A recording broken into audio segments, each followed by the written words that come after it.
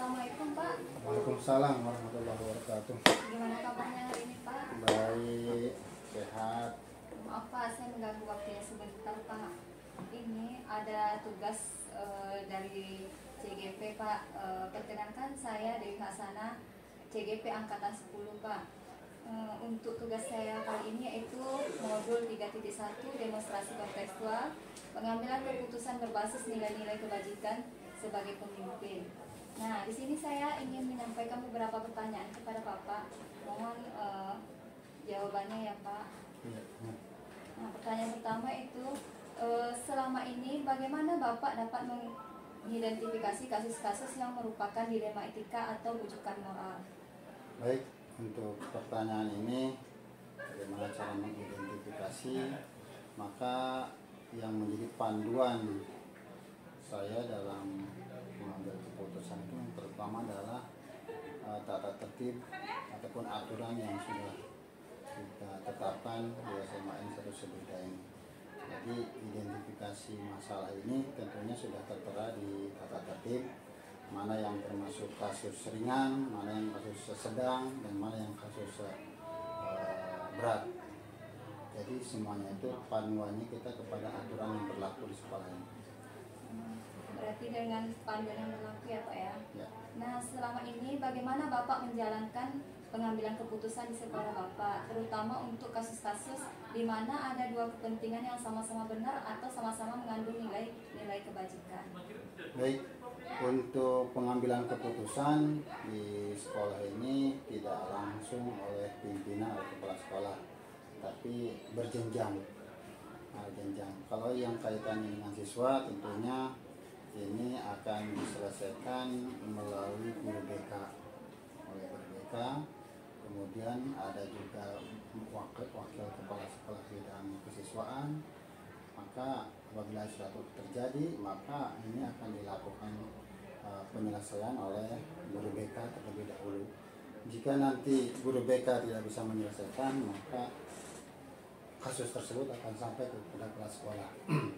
Yang jelasnya dalam pengambilan keputusan dilema etika tentunya guru BK sudah punya trik-trik ataupun langkah-langkah yang sudah baku, yang sudah dilaksanakan dan sudah ditetapkan di SMAN 1 Sebida. Terima kasih Pak. Selanjutnya Pak, dalam menjalankan pengambilan keputusan tadi, langkah-langkah atau prosedur seperti apa yang biasa Bapak lakukan selama ini? Ya, baik. Sebagaimana yang sudah sampaikan tadi, kalau prosedurnya adalah terutama akan diselesaikan dulu di tingkat guru BK, dan di guru BK ini kan bukan hanya satu orang, ada beberapa orang, jadi merupakan sebuah tim yang akan mengambil solusi lah, keputusan dari apa yang dia dapatkan mengenai dilema etika ataupun bujukan moral. Hal-hal apa saja yang selama ini Bapak anggap efektif dalam pengambilan keputusan pada kasus-kasus dilema etika? Ya, dalam kasus dilema etika yang pertama adalah bagaimana supaya kita dapat menyadarkan terlebih dahulu, menyadarkan kepada siswa yang melakukan dilema etika, yakni dengan menyadarkan bahwasanya apa yang diperbuat itu adalah salah. Setelah menyadari akan kesalahannya, kemudian dia berjanji untuk tidak mengulangi lagi. Berarti menyadari kesalahan dan berjanji ya Pak ya. Ya. Kemudian hal-hal apa saja yang selama ini merupakan tantangan dalam pengambilan keputusan pada kasus dilema etika? Ya, memang dilema etika itu adalah benar versus benar. Jadi kedua-duanya mengandung unsur kebenaran. Cuma dalam hal ini kita tetap akan mengambil keputusan di antara yang dua ini, kasus yang dua ini benar dan benar ini, mana yang efeknya ataupun dampaknya yang kecil. Jadi mana yang resikonya paling kecil, itulah yang kita ambil. Kita bandingkan di antara kedua keputusan yang benar versus benar ini, mana di antara yang resikonya lebih kecil. Berarti dengan resiko yang lebih kecil ya Pak ya, Ya. diutamakan ya Pak ya. Ya. Nah, apakah Bapak memiliki sebuah tantangan atau jadwal tertentu dalam sebuah penyelesaian kasus dilema etika? Apakah langsung menyelesaikan di tempat atau memiliki sebuah jadwal untuk menyelesaikan bentuk atau prosedur seperti apa yang Bapak jalankan? Untuk jadwal penyelesaian kasus dilema etika ini tidak ada punya jadwal tertentu karena sifatnya insidentil kan, di mana ada terjadi kejadian maka kita akan melakukan penyelesaian atau pengambilan keputusan. Jadi tidak dijadwal. Jadi mengenai prosedur ataupun penjadwalan itu bisa saja mungkin jadwalnya tidak langsung kita ambil keputusan di tempat. Jadi kita melihat kasusnya. Kalau kasusnya ringan dan tidak kompleks maka bisa diputuskan di tempat. Tetapi kalau kasusnya sangat rumit, maka kita harus mengambil keputusan itu mungkin tidak hanya bisa sekali saja, tetapi bisa kita jadwalkan ulang untuk pengambilan keputusan. Berarti tergantung kasusnya juga ya Pak ya. Ya. Nah, adakah seseorang atau faktor-faktor apa yang selama ini mempermudah atau membantu Bapak dalam mengambil keputusan dalam kasus-kasus dilema etika? Ya, faktor-faktor yang mempermudah itu adalah karena kita menyelesaikannya secara bertahap. Nah, kita mendapatkan kemudahan itu apabila masing-masing pihak dia telah melaksanakan tugasnya masing-masing sesuai dengan tupoksinya dilaksanakan, maka ada kolaborasi, ada kerjasama di antara pihak-pihak yang pengambil kebijakan, termasuk orang-orang yang sudah diberikan tugas untuk menegakkan disiplin. Dari semua hal yang telah Bapak sampaikan tadi, pembelajaran apa yang dapat Bapak petik dari pengalaman Bapak mengambil keputusan dilema etika? Ya, baik, untuk pembelajarannya dalam mengambil keputusan ini, kita ini pertama selaku pimpinan dia akan menambah pengalaman, dan pengalaman itu akan berguna untuk kedepannya. Apabila kita menemukan kasus yang sama, maka dengan kita berpengalaman kepada yang sudah lalu, maka kita bisa diterapkan pada kasus yang sama. Tapi apabila kasusnya berbeda, tentunya kita mengambil keputusan berbeda juga.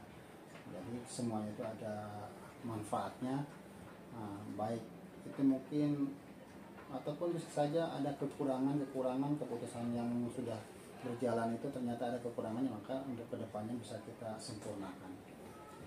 Berarti diambil pelajaran dari semua kasusnya ya Pak ya? Oh, baik Pak, cuma itu.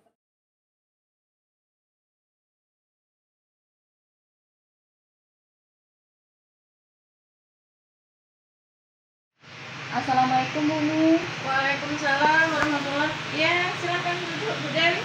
Apa kabar? Alhamdulillah sehat. Ini Bu Mi, saya minta waktunya sedikit ya Bu ya. Ini mau wawancara tugas ibu saya. Perkenalkan, saya Dewi Hasanah dari SMA Negeri 1 Serbeda, CGP Angkatan 10. Nah, kali ini saya ingin mewawancari Bu Mi tentang tugas saya di modul 3.1, yaitu demonstrasi kontekstual pengambilan keputusan berbasis nilai-nilai kebajikan sebagai pemimpin. Nah, dalam hal ini saya akan menyampaikan beberapa pertanyaan yang ini. Yang pertama, bunyi selama ini bagaimana bunyi dapat mengidentifikasi kasus-kasus yang merupakan dilema etika atau rujukan moral? Biasanya saya tahu kalau dilema etika itu saat ada antara konflik aturan sekolah dengan keputusan pribadi siswa, seperti kasus siswa terlambat. Jadi kita perhatikan antara dia itu punya niat yang tinggi untuk tetap masuk sekolah, lalu kalaupun dalam kondisi kebakaran, atau bisa juga siswa berkelahi dengan kawannya, itu karena hal sepele. Jadi nanti tetap akan diberikan seperti pertimbangan-pertimbangan. Berarti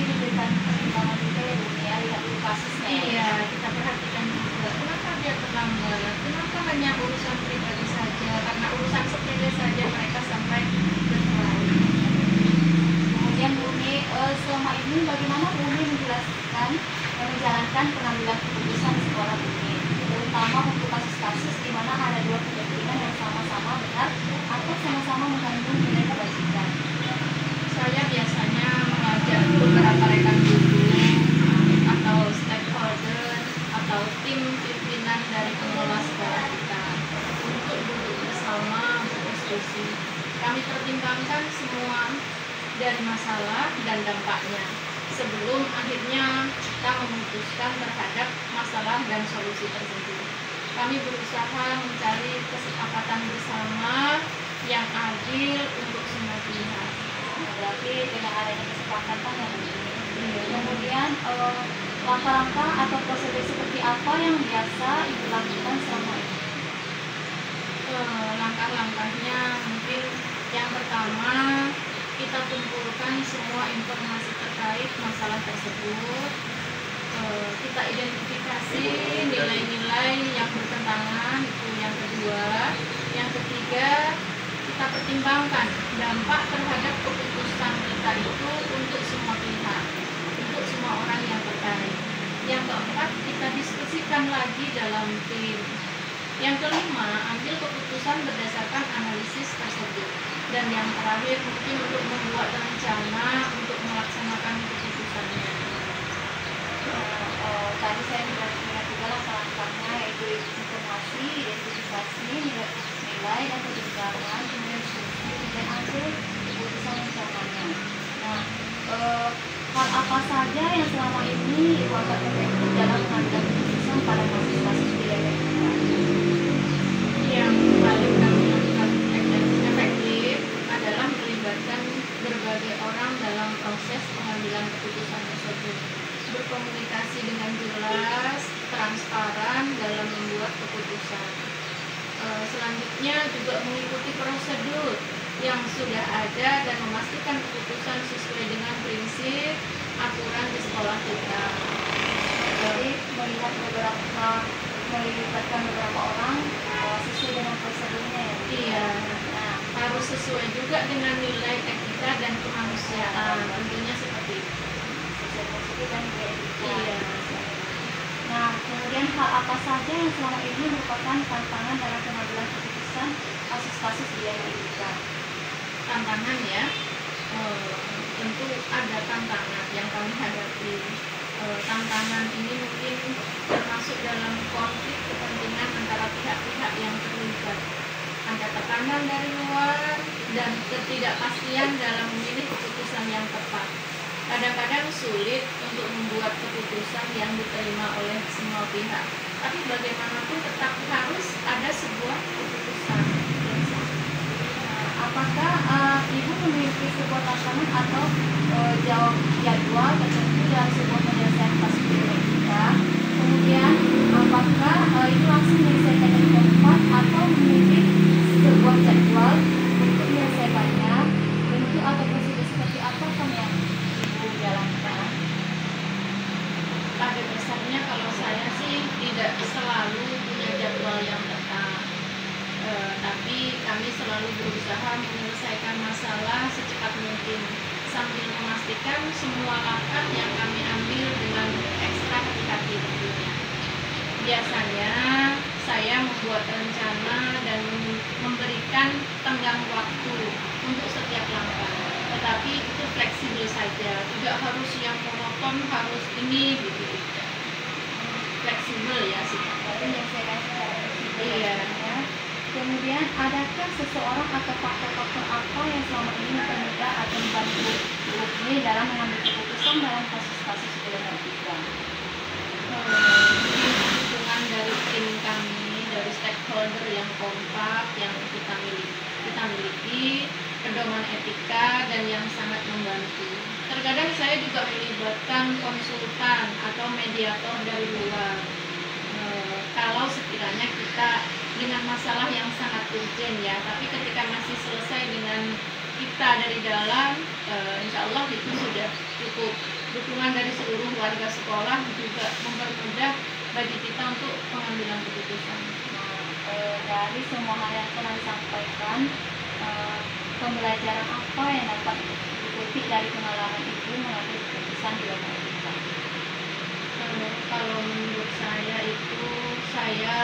belajar bahwa keterbukaan dan komunikasi itu sangat penting dalam pengambilan keputusan.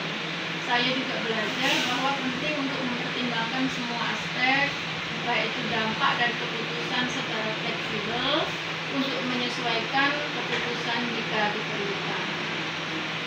Terima kasih Bumi, saya sudah mengajukan beberapa pertanyaan, Ibu sudah menjawabnya. Saya mohon terima kasih atas waktunya. Sama-sama, mudah-mudahan ini bisa lancar ya, Bu Dewi CGP-nya. Terima kasih Bumi.